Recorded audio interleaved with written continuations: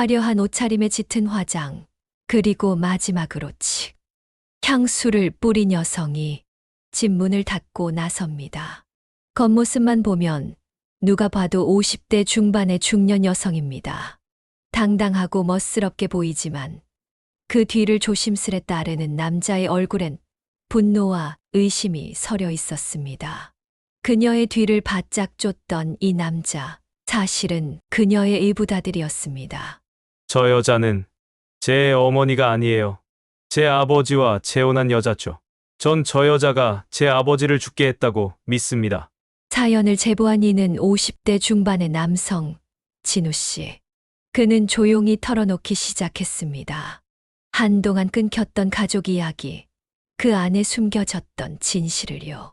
진우 씨의 친어머니는 진우가 20대 중반일 때 세상을 떠났습니다. 몇 년 동안 혼자였던 아버지는 어느 날 조용히 말했습니다.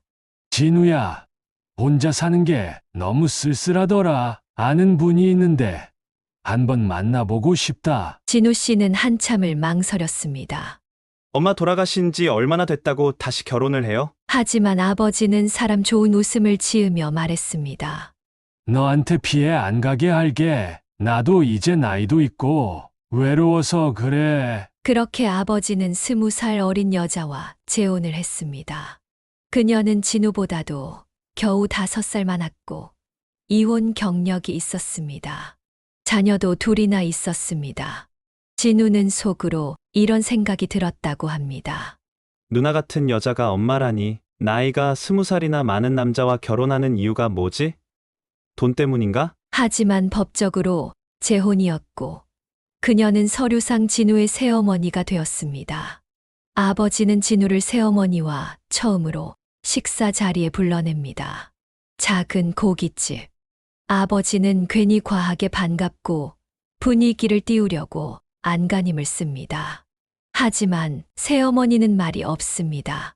조용하고 공손한 표정으로 앉아 있을 뿐이었죠.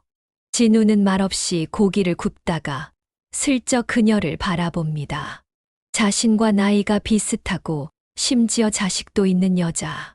그런 여자가 지금 자신의 엄마 자리에 앉아 있는 겁니다. 진우 씨, 아버지께 잘할게요. 연세가 있으셔서 외로우셨을 거예요. 처음으로 입을 뗀 그녀의 말에 진우는 젓가락을 내려놓고 말없이 물만 들이킵니다. 아버지는 무뚝뚝한 진우가 불편해 보였는지 괜히 웃으며 말합니다.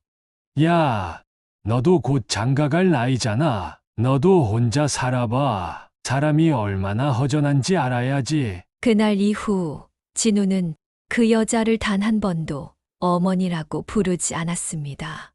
아버지가 새어머니와 재혼한 뒤 어느 날 조용히 말씀하셨습니다. 진우야, 그 사람 아들 도연이 봤지? 내일 집으로 들어올 거야. 방도 남고. 처음엔 진우 씨는 아무 말도 하지 않았습니다. 대답을 해야 할 이유조차 없다는 생각이 들었기 때문입니다. 어린 시절 늘 엄마가 차려주던 밥 냄새가 나던 그 집에 낯선 여자의 향수 냄새가 깔렸고 자신보다 15살은 어린 남자아이의 물건들이 거실 한가운데 널브러져 있었습니다. 진우 씨는 말없이 신발을 벗고 들어가 아버지 방 앞에서 문을 열려다 그냥 손을 거뒀습니다. 문 너머에서 들리는 건 아버지의 숨소리가 아니라 TV 만화 영화를 보며 웃고 있는 그 아이의 웃음소리였습니다. 그리고 얼마 있다 새엄마의 딸이 들어와 살게 되었습니다. 나중에 알게 된 것이지만 이 집에 들어오기 전에는 둘 다 고아원에 맡겨져 있었다고 하더군요. 진우야, 저 친구 이름은 수연이야. 중학생인데 착하고 공부도 잘해. 아버지는 어느새 그 여자와 그녀의 아들과 딸을 자신보다 더 가까운 식구로 받아들이고 있었고 진우는 그 집에서 자신의 자리를 잃은 기분이었습니다. 방 구석에 놓인 낡은 가족 사진 하나. 그 사진 속 엄마와 자신을 바라보던 아버지. 이렇게 화목했던 가족 사진은 언젠가부터 사라지고 진우가 없는 가족 사진이 걸려져 있었습니다. 진우 씨가 처음으로 집을 떠난 건 대학에 합격했을 때였습니다. 아버지는 자취를 반대하지 않았습니다. 오히려 담담하게 말했습니다. 그래, 이젠 이 갈 길 가야지. 필요한 건 말해라. 마음 한구석이 서운했지만 진우 씨는 그게 배려라고 믿기로 했습니다. 작은 원룸에 이삿짐을 풀고 혼자 처음 끓여본 라면 국물에 눈물이 섞였던 그날 밤, 진우 씨는 그제야 자기가 집을 떠났다는 걸 실감했습니다. 그리고 그 집에선 점점 자신이 빠져도 되는 사람이 되어간다는 것도요. 대학을 다니는 동안 집엔 설 명절이나 되어야 한 번 들렀습니다. 새어머니는 차갑지도 않았고 딱히 따뜻하지도 않았습니다. 그냥 늘 선 긋듯 공손한 거리를 유지했죠. 아, 진우 씨 왔어요? 밥은 드셨어요? 그녀는 절대 아들이라 부르지 않았고 진우 역시 그녀를 단 한 번도 어머니라 부른 적이 없었습니다. 진우는 그렇게 아버지와 점점 멀어지게 되었습니다. 대학을 졸업하고 취직하고 결혼도 했습니다. 아버지는 가끔씩 진우를 찾아왔고 진우도 아버지 집 근처에서 밥 한 끼 먹고 오곤 했습니다. 아버지는 괜찮다, 다 좋다 라는 말을 많이 하셨습니다. 진우는 그런 아버지의 말씀을 글자 그대로 믿었습니다. 행복하시구나라고 생각했습니다. 그러나 진우는 느껴졌습니다. 괜찮다, 다 좋다 라고 말하시는 아버지의 눈빛에는 공허함이 배어 있다는 것을요. 그런데 굳이 더 묻지 않았습니다. 더는 상처받고 싶지 않은 마음이 있었던 것이겠지요. 그리고 어느 날이었습니다. 고모에게 전화가 왔습니다. 진우야, 큰일 났다. 너희 아버지 쓰러지셨어. 지금 병원이야. 진우 씨는 핸드폰을 든 채 그대로 10초 넘게 멈춰 섰습니다. 머리가 하얘졌고 손이 떨렸습니다. 그런데 이상했습니다. 고모가 말했습니다. 그 여자한텐 연락했더니 아무 말도 없더라. 도대체 무슨 생각인 건지. 병실에는 옆집 아주머니라는 분이 아버지를 걱정하며 계셨습니다. 귀가하던 아버지는 아파트 엘리베이터 앞에서 갑자기 몸이 휘청이며 벽에 기대섰고 이어 그대로 왼쪽으로 고꾸라졌습니다. 엘리베이터 CCTV 화면에는 아버지가 흐느적거리며 한 손으로 버튼을 누르려다 힘없이 주저앉는 장면이 고스란히 찍혀 있었습니다.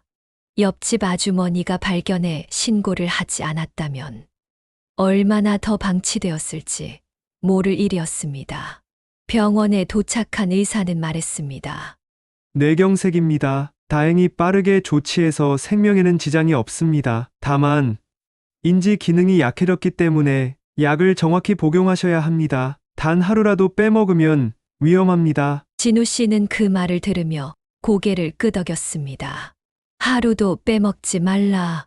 진우는 계모에게 아버지를 부탁한다는 말은 했지만 불안한 마음에 집으로 여러 번 전화를 했습니다. 전화 통화가 잘 되지도 않았지만 계모는 퉁명스런 말투로 걱정 말라고 하며 전화를 끊어버리곤 했습니다. 그런데 몇 달 뒤 다시 찾아간 아버지는 전혀 다른 사람이 되어 있었습니다. 말은 느려졌고 이름을 불러도 2번은 물어봐야 반응했고 식사 시간조차 잊고 있었죠. 그날 진우 씨는 마음속 깊이 강한 불길함을 느꼈습니다. 아버지가 이렇게까지 나빠질 수가 없는데 몰래 본가를 찾아간 날 초인종을 눌렀지만 새어머니는 없었습니다. 현관 비밀번호는 그대로였고 안에는 TV 소리만 희미하게 울려 퍼지고 있었습니다. 아버지는 소파에 누워 멍하니 천장을 바라보고 있었습니다. 그 모습을 본 순간 진우 씨는 뭔가 가슴이 철렁 내려앉았습니다. 아버지, 저예요. 진우예요. 괜찮으세요?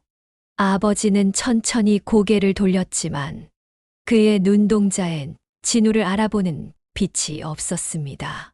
말없이 손을 뻗었지만 그 손끝은 공기를 더듬는 듯 진우의 얼굴을 겨우 스치고 지나갔습니다. 진우 씨는 조심스럽게 아버지 방으로 들어가 작은 약통을 열어봤습니다. 그리고 그 자리에서 숨이 멎을 뻔했습니다. 이게 뭐야? 약은 하루치도 빠짐없이 그대로 남아 있었습니다. 깔끔하게 정리된 포장, 복용 날짜가 적힌 약봉지, 한 달치 약이 손도 안 댄 상태로 꽂혀 있었습니다.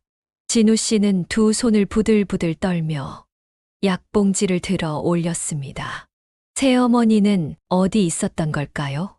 도대체 이 몇 달 동안 아버지를 돌본 것인지 방치한 것인지 너무나 의심스러웠습니다. 불안한 마음이 커졌습니다. 이후 진우 씨는 시간을 쪼개가며 더 자주 본가를 찾아갔습니다. 그런데 이상하게도 갈 때마다 새어머니는 외출 중이었습니다. 그리고 아버지는 점점 더 말수가 없어졌고 진우를 기억하는 시간도 줄어들었습니다. 어느 날 오후였습니다. 진우 씨는 평소처럼 아버지를 뵈러 본가를 찾았습니다. 초인종을 누르자 안에서 들려오는 발소리와 함께 문이 열렸고 문 앞에 선 사람은 다름 아닌 새어머니였습니다. 그런데 오늘 그녀의 모습은 달랐습니다. 눈썹은 또렷하게 그려져 있었고 립스틱은 평소보다 한층 진한 자주색이었습니다. 귀걸이는 반짝였고 손엔 낯선 클러치 백이 들려 있었습니다. 무엇보다 그녀의 발엔 평소 신지 않던 굽 높은 구두가 있었습니다. 진우 씨는 순간적으로 고개를 갸웃했습니다. 이런 차림으로 병원이라도 가나?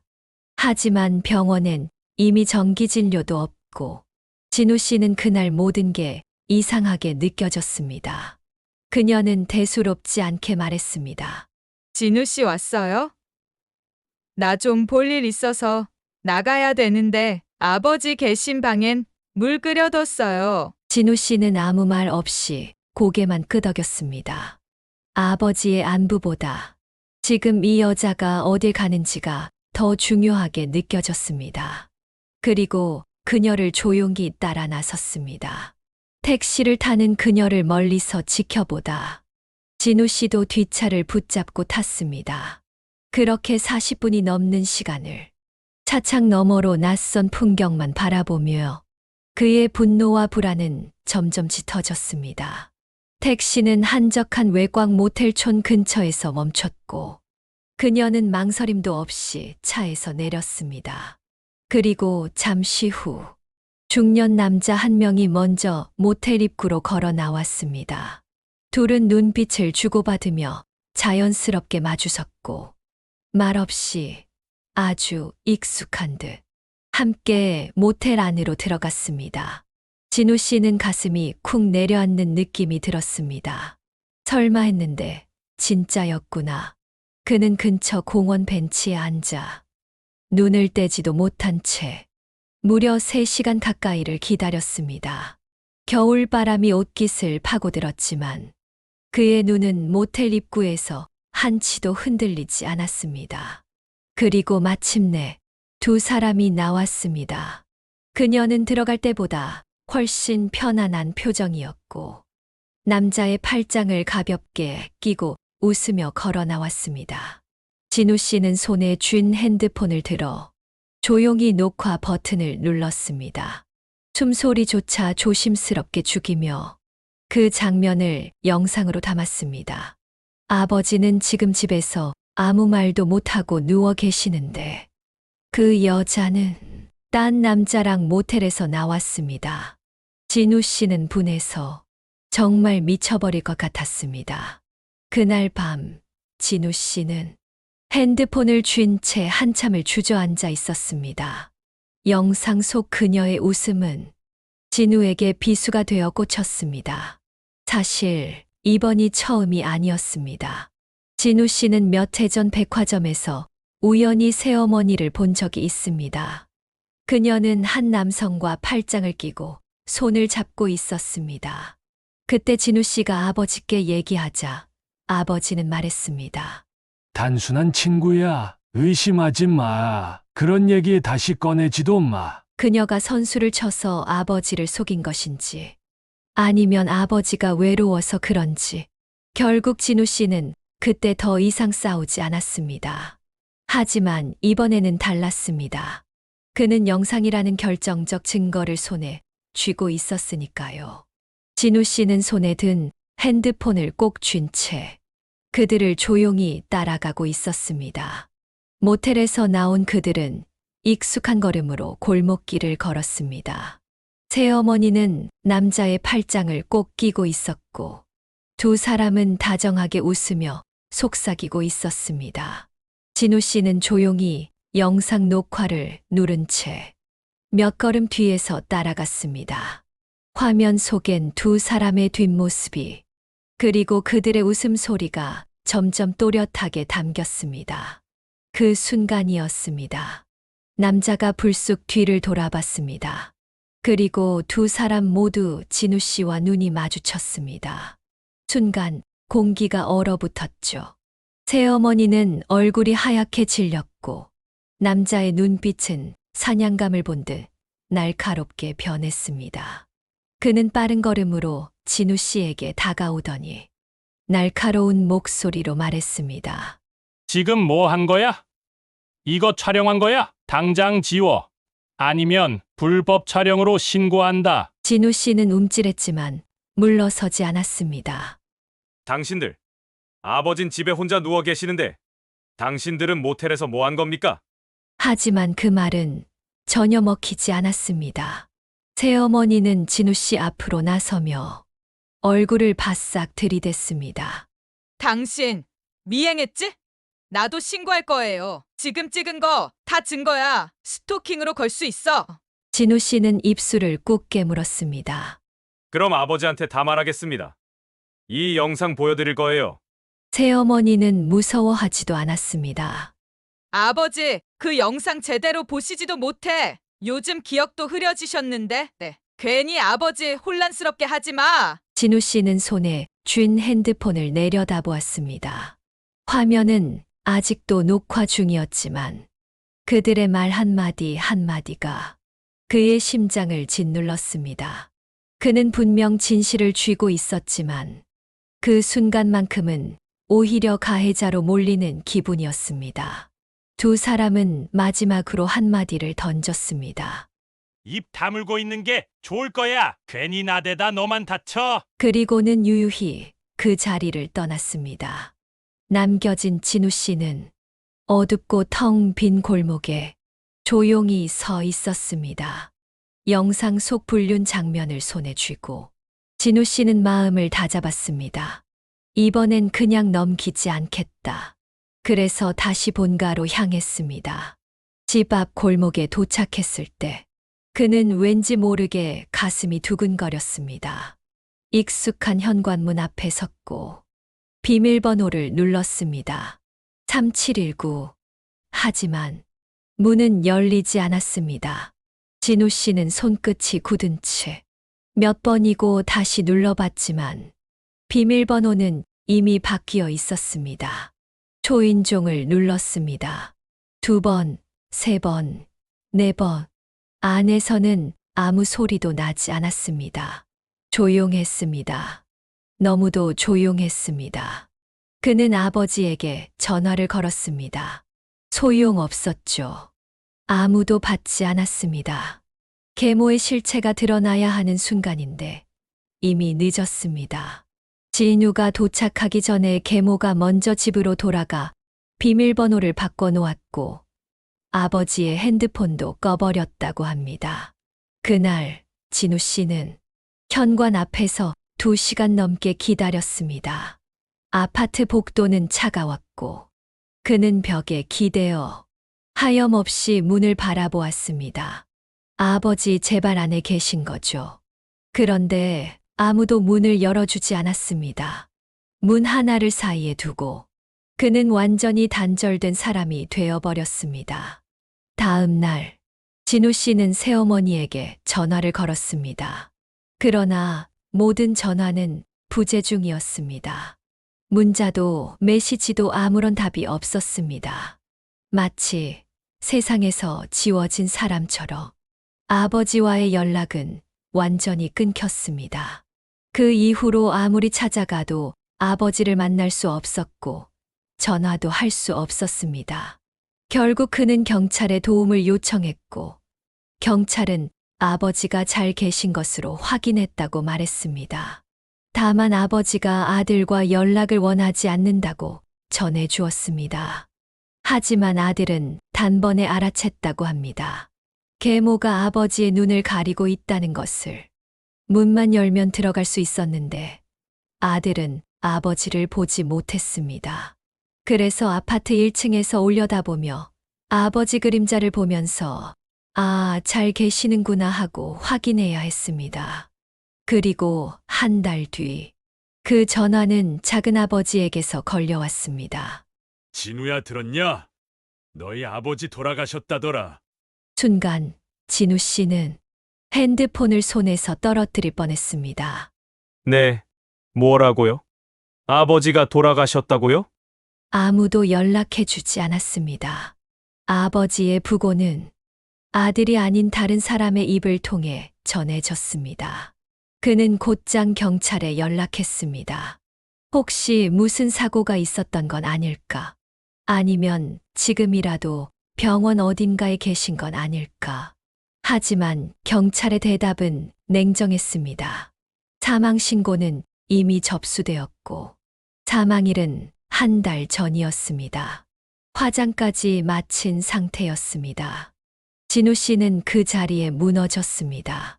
아버지의 마지막 숨소리도, 눈 감는 그 순간도 그는 함께하지 못했습니다. 그토록 지키고 싶었던 아버지였는데 영상 하나로는 아무것도 막을 수 없었습니다. 그는 하염없이 되뇌었습니다. 내가 왜 조금만 더 일찍, 조금만 더 강하게 움직이지 못했을까? 진우 씨의 세상은 그날 조용히 무너졌습니다. 진우 씨는 혼란 그 자체였습니다. 눈앞이 흐려졌고 귀로 들려오는 말들이 현실감 없이 둥둥 떠다녔습니다. 사망하셨고 이미 화장까지 마쳤습니다. 그 말 한 줄이 세상의 색을 단숨에 잿빛으로 바꾸어 놓았습니다. 그는 무슨 생각으로 전화를 끊었는지조차 기억나지 않았습니다. 장례식이 있었다면 언제였던 걸까? 어디서 어떻게 누가 주관한 것일까? 그는 아무것도 모른 채 그저 죽었다는 결과만 통보받은 사람이었습니다. 진우 씨는 납골당을 찾기 위해 작은아버지, 옛 동네 주민, 병원 기록, 심지어는 구청까지 찾아다녔습니다. 도대체 어디 계신 건가요, 아버지? 그렇게 며칠을 헤매다 드디어 주소 하나를 손에 넣었습니다. 납골당. 서울 외곽의 조용한 언덕에 자리한 그곳은 잔잔한 클래식 음악이 흐르고 있었고 벽마다 유골함이 빼곡히 놓여 있었습니다. 진우 씨는 조심스레 카운터에 다가갔습니다. 저기 실례지만 박창수님 유골함을 찾고 싶은데요. 제가 장남입니다. 직원은 친절하게 웃으며 컴퓨터를 두드렸습니다. 그러나 그 손끝이 멈추고 미묘하게 표정이 바뀌었습니다. 죄송하지만 계약서상의 상주가 고객님이 아니십니다. 진우 씨는 잠시 말을 잃었습니다. 네. 무슨 말씀이세요? 제가 아버지의 아들인데요? 직원은 당황한 듯 조심스럽게 서류를 꺼내 보여주었습니다. 진우 씨는 눈을 부릅뜨고 이름을 확인했습니다. 그리고 그대로 얼어붙었습니다. 그 서류에 적힌 이름은 자신이 아닌 낯선 남자의 이름이었습니다. 그 남자, 계모의 아들, 진우 씨와는 아무런 피 한 방울 섞이지 않은 사람. 그 사람이요? 제 아버지랑 아무런 상관도 없는 사람이에요. 어떻게 그런 사람이 상주가 될 수 있죠. 목소리는 떨렸고 눈가에는 참았던 눈물이 맺혔습니다.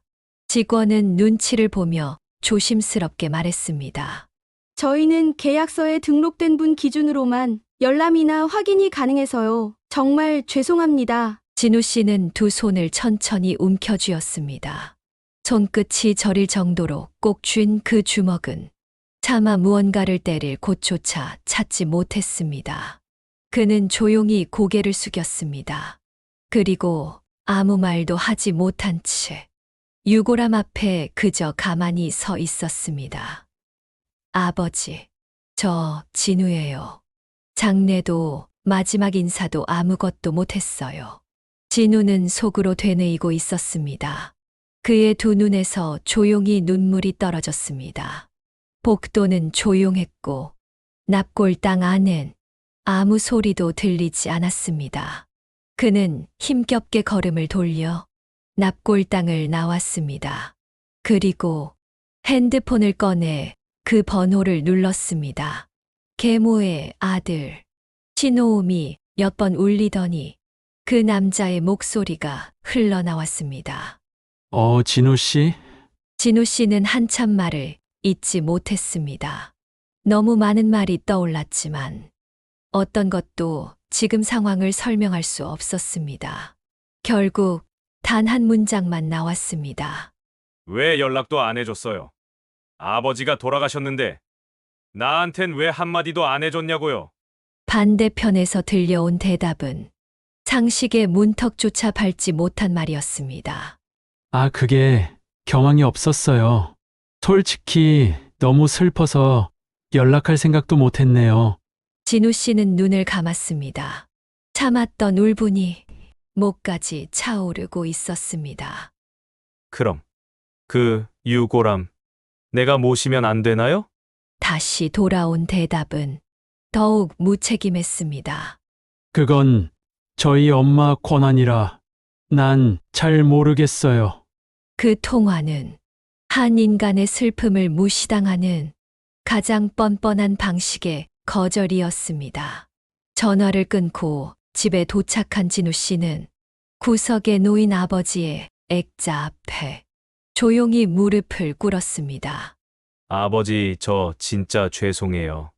목소리는 떨렸고 입술은 말라 있었습니다. 제가 아버지 마지막에 아무것도 못했어요. 얼굴도 못 보고 손도 못 잡고 그렇게 가신 줄도 모르고 있었어요. 그의 말은 중간중간 끊겼습니다. 멈춰 서려는 말 위로 한 방울 두 방울 눈물이 떨어졌습니다. 그는 그날 밤 불을 끄지도 못한 채 거실 바닥에 웅크리고 앉아 있었습니다. 납골당에서 허망하게 돌아온 진우 씨는 그날 밤 불 꺼진 거실에서 혼자 조용히 앉아 있었습니다. 진우 씨는 생각했습니다. 뭐라도 남겨진 게 있었으면 그냥 아버지 흔적이라도.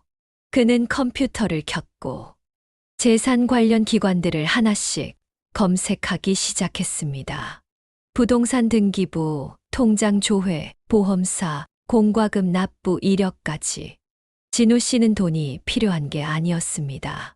단지 아버지가 이 세상에서 살았다는 작은 흔적 하나라도 붙잡고 싶었던 겁니다. 아버지 이름이 적힌 어떤 서류, 사인 한 번 남긴 문서, 혹은 통장 잔액 몇만 원이라도 그 무엇이든 좋았습니다. 그런데 결과는 텅 빈 빈칸 투성이었습니다. 부동산 명의는 이미 계모 앞으로 이전돼 있었고 보험은 수익자가 비공개 상태거나 삭제된 것으로 나왔습니다. 통장조차 조회되지 않았습니다. 진우 씨는 조용히 고개를 떨궜습니다. 마치 누군가 일부러 모든 흔적을 깨끗이 지워버린 것처럼. 그 어디에도 박창수라는 사람은 존재하지 않았습니다. 그리고 그제야 머릿속을 스쳐 지나가는 생각 하나. 아버지가 돌아가신 날, 왜 그렇게 빨리 화장을 했을까? 아무도 연락하지 않았고, 장례식은 비공개처럼 조용히 끝났으며 사망 진단은 단 한 줄, 심장마비. 진우 씨는 그 단어를 떠올릴 때마다 마음속 깊이 묵직한 의심이 일었습니다. 정말 심장마비였을까? 왜 부검도 없이 그렇게 서둘렀을까? 그는 알 수 없었습니다. 하지만 단 하나만은 분명했습니다. 누군가는 아버지의 죽음을 너무 빨리, 너무 조용히 끝내고 싶어 했습니다. 진우는 변호사 사무실을 찾았습니다. 책장마다 법전이 빼곡히 꽂혀 있었고, 탁자 위엔 상담용 서류가 정돈되어 있었습니다. 변호사는 진우 씨의 이야기를 묵묵히 들었습니다. 이건 충분히 법적으로 대응이 가능합니다. 진우 씨는 장남이고 장례와 관련한 권리도 상속권도 전부 법적으로 갖고 있어요. 진우 씨는 고개를 들었습니다. 그럼 그 계모 아들이 상주로 등록된 건요? 변호사는 단호하게 대답했습니다. 불법일 가능성이 큽니다. 법적 자녀가 아닌 이상 유골에 대한 권한이나 장례 주관 권리를 가질 수 없습니다. 변호사님, 진흙탕 싸움이 되더라도 아버지를 위해 제대로 해보겠습니다.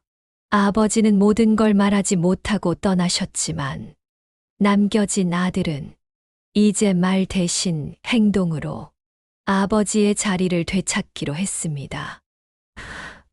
몇 달 후, 진우 씨는 조용히 정장을 차려입고 서울가정법원 입구에 섰습니다. 손엔 서류 봉투 몇 개가 들려 있었고 표정은 결심이 담긴 듯 단단했습니다. 그는 드디어 소송을 시작했습니다. 납골 땅 계약 무효 소송, 상속권 반환 청구, 보험 수익자 권한 변경 청구. 이 싸움은 단지 돈이나 재산의 문제가 아니었습니다. 아버지를 지워버린 그들에 맞서 아버지를 다시 이 세상에 존재한 분으로 되돌리는 일. 그게 지금 제가 할 수 있는 전부였습니다. 재판이 시작되고 진우 씨는 법정에서 꾸준히 싸웠습니다.